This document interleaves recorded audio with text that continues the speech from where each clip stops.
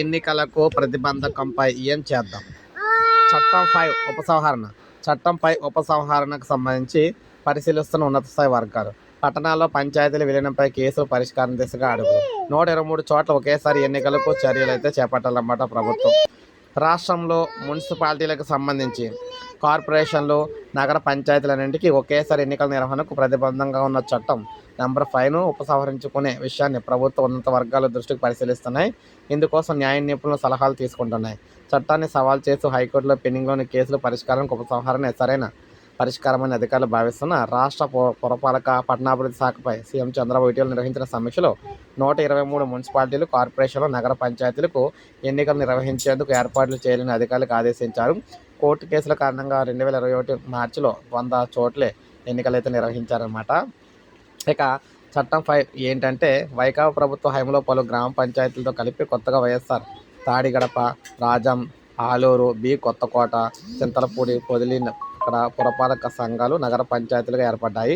మరో 17 మున్సిపాలిటీలు, కార్పొరేషన్లు వాటి సమీపంలోని 96 గ్రామ పంచాయతీలు విలీనం చేశారు. ఇందుకోసం 2021 జూన్ 9 చట్టం 5 నెంబర్ 5 పేరుతో అప్పటి ప్రభుత్వ గెజెట్ విడుదల చేసింది. 2020 డిసెంబర్ 31 నుంచి చట్టం అమల్లోకి వచ్చినట్లుగా గెజెట్లో పేర్కొంది. అయితే మున్సిపాలిటీలు, కార్పొరేషన్ల గ్రామ పంచాయతీల విలీనాన్ని సవాల్ చేస్తూ అనేక మంది అప్పట్లో హైకోర్టులో కేసులు వేశారు. దీంతో 2021 మార్చిలో 123కు బదులుగా 100 మున్సిపాలిటీలు, కార్పొరేషన్లు, నగర పంచాయతీలు ఎన్నికలు నిర్వహించారు. కేసులు ఇప్పటికీ కూడా పెండింగ్లో ఉన్నాయి.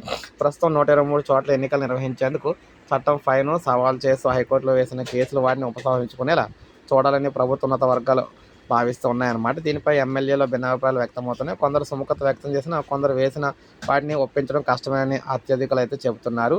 దీంతో కేసులు విత్డ్రా చేయించి అన్ని చోట్ల ఎన్నికలు నిర్వహించవచ్చని మొదట భావించిన ఉన్నత స్థాయి వర్గాలు పునరాచలో పడ్డాయి. ఈ క్రమంలో న్యాయ నిపుణుల సలహాలతో చట్టం 5ను వెనక్కి తీసుకోవాలని భావిస్తున్నారన్నమాట. సో ఏదేమైనా రాష్ట్ర వ్యాప్తంగా మనకి సెప్టెంబర్ నుంచి అన్ని ఎన్నికలు కూడా పురపాలక, నగరపాలక, గ్రామ పంచాయతీలు, ఎంపీటీసీ, జెడ్పీటీసీ అన్ని ఎన్నికలు అయితే జరగబోతున్నాయి అన్నమాట ఏపీలో. సో ఇది అప్డేట్. ఒక లైక్ చేయండి, సబ్స్క్రైబ్ చేసుకోండి, మన ఛానల్ సబ్స్క్రైబ్ చేసుకోండి.